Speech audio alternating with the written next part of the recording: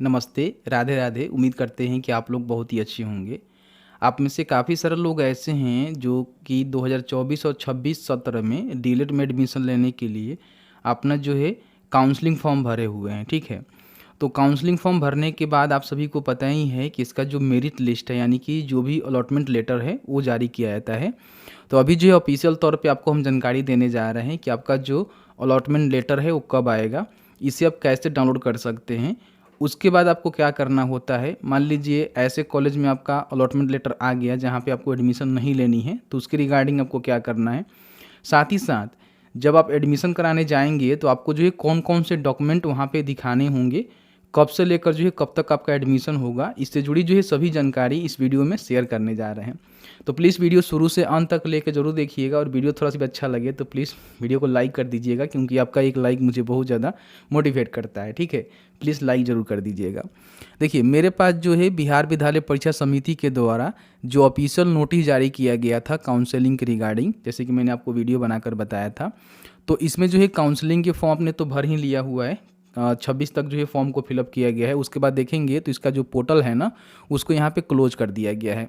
यहाँ पे आप क्लिक करेंगे तो देखेंगे यहाँ पे पोर्टल क्लोज है, यानी कि काउंसलिंग का जो प्रक्रिया है वो यहाँ पे कंप्लीट हो चुका है। अब आप यहाँ पे काउंसलिंग के लिए फॉर्म नहीं भर सकते हैं, क्योंकि 26 तक ही आपको डेट मिला था।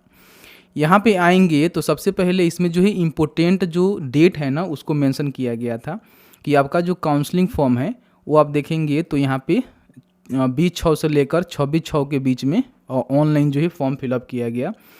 इसका जो प्रथम चयन सूची जारी होने की जो तिथि है ना, 2 जुलाई रखे गए हैं। यानी कि आपका जो फर्स्ट मेरिट लिस्ट है, यानी कि अलॉटमेंट लेटर है, वो 2 जुलाई को आएगा। क्लियर हो गया। बाकी जिनका फर्स्ट मेरिट लिस्ट में नाम आ जाता है उनको जो है कॉलेज अलॉटमेंट मिल जाएगा कि हाँ इस कॉलेज में आपको जाकर एडमिशन करवानी है। तो आप जो है एडमिशन 3/7 से लेकर 8/7 के बीच में जाकर उस कॉलेज में करवा सकते हैं।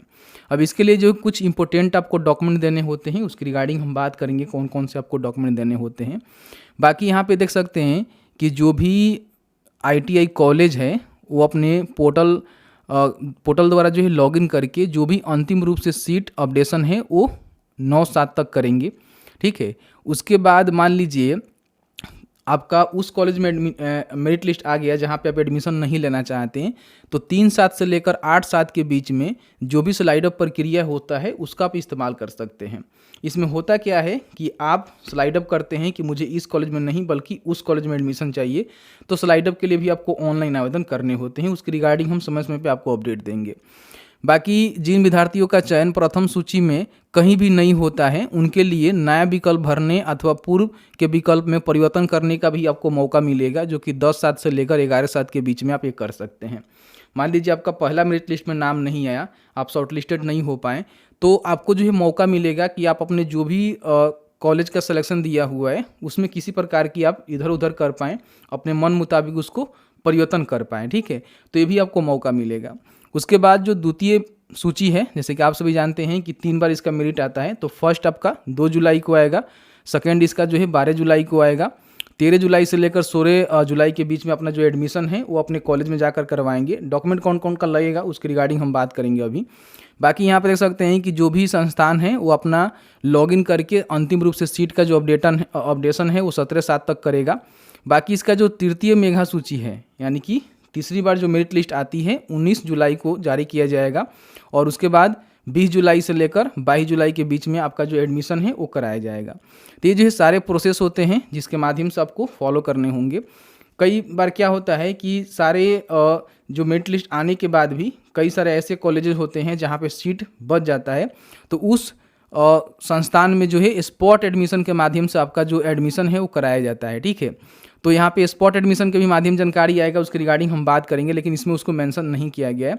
इन बातों को ध्यान रखेंगे। तो इस तरह से जो है पूरा आपका इंपॉर्टेंट डेट है, इसी डेट के अंतर्गत जो है हर एक चीज़ आपका होने वाला है। तो इस डेट को नोट डाउन कर लीजिएगा। 2 जुलाई को जैसे ही आपका फर्स्ट मेरिट लिस्ट आएगा, उसको कैसे डाउनलोड करना है सबसे पहले आपको हम बताते हैं। देखिए, करना क्या है, आपको जो है easy2net.com सर्च करना है। फर्स्ट में आपको easy2net.com का जो ऑफिशियल वेबसाइट मिलेगा, इसको ओपन करेंगे। यहाँ पे आएंगे तो आपको जो है एडमिट कार्ड के ही सेक्शन में देखेंगे, या फिर यहाँ पे लाइव अपडेट में देखेंगे तो आपको जो है जो डीएलएड का फर्स्ट मेरिट लिस्ट है यानी कि अलॉटमेंट लेटर है वो जारी का डाउनलोड करने का लिंक मिलेगा, जिस पे आप क्लिक करके अपना जो फर्स्ट अलॉटमेंट लेटर है यहाँ से डाउनलोड कर पाएंगे। डाउनलोड करने के लिए आपके पास वही जो भी आपका एप्लीकेशन नंबर या फिर रोल नंबर है और आपका डेट ऑफ बर्थ है वो आपके पास होनी चाहिए, जिसके माध्यम से लॉगिन करके आप यहाँ पे डाउनलोड कर सकते हैं। ठीक है, तो 2 तारीख को हम वीडियो लेकर आएंगे, आपको बताएंगे कि इस तरह से अपना जो अलॉटमेंट लेटर है उसको आपको डाउनलोड करना है। अब यहाँ पे हम बात कर लेते हैं कि मान लीजिए आपका जो है प्रथम मेरिट लिस्ट में नाम आ जाता है, तो आपको जो है एडमिशन कैसे करवानी है। तो एडमिशन जो है 3 जुलाई से लेकर 8 जुलाई के बीच में आपको करवानी है। तो करना क्या है, जो भी आपको मेरिट लिस्ट मिलेगा उसमें एक कॉलेज का नाम होगा, जिस कॉलेज में आपको जाना होगा और वहाँ पर आपको एडमिशन करवानी होगी।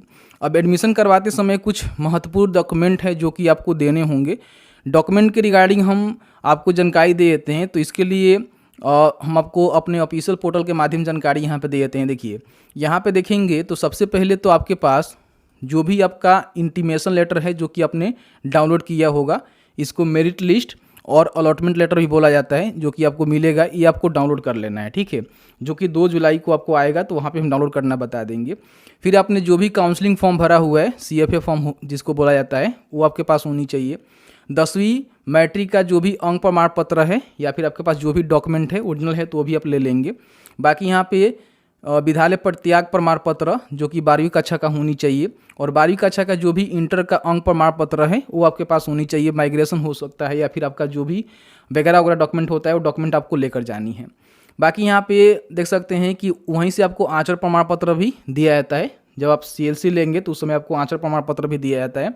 और उसके बाद आपका जाति प्रमाण पत्र, अन्य प्रमाण पत्र जो आंटित महाविद्यालय द्वारा मांगी जाए, यानी कि जो भी आपको इंटीमेशन लेटर आया हुआ है यानी कि अलॉटमेंट लेटर आया हुआ है, उसमें जो भी महाविद्यालय का नाम है उसके द्वारा कोई और भी डॉक्यूमेंट आपसे मांगे जा सकते हैं जो आपको लेकर जाना होगा। ठीक है, बाकी यहाँ पे 5 जो है रंगीन फोटोग्राफ भी आपको लेकर जाने होंगे। तो ये जो है सारे डॉक्यूमेंट आपको कब देने होंगे, जब आप कॉलेज में जाएंगे एडमिशन कराने, तो उस समय आपको ये डॉक्यूमेंट देने होंगे। साथ ही साथ ऑफिशियल नोटिस में भी आप देख सकते हैं कि इसकी जानकारी दी गई है, एक बार आपको हम दिखा देते हैं। देखिए यहाँ पे बताया गया है कि जो भी चयनित आवेदक होंगे उनको संबंधित संस्थान के प्राचार्य से संपर्क स्थापित करना होगा, यानी कि जो भी अलॉटमेंट लेटर आएगा उसमें जो भी आपको संस्थान का मेंशन रहेगा उसके जो भी प्राचार्य होते हैं उससे आप संपर्क करेंगे। बाकी यहाँ पे उन्होंने बताया हुआ है कि जो भी आपका इंटीमेशन लेटर है वो आपको प्रिंट करके रखना होगा जो आपको लगेगा। कॉमन एप्लीकेशन फॉर्म का जो प्रिंट आउट है वो अपने पास रखना होगा, काउंसलिंग के लिए अपने फॉर्म भरा हुआ है।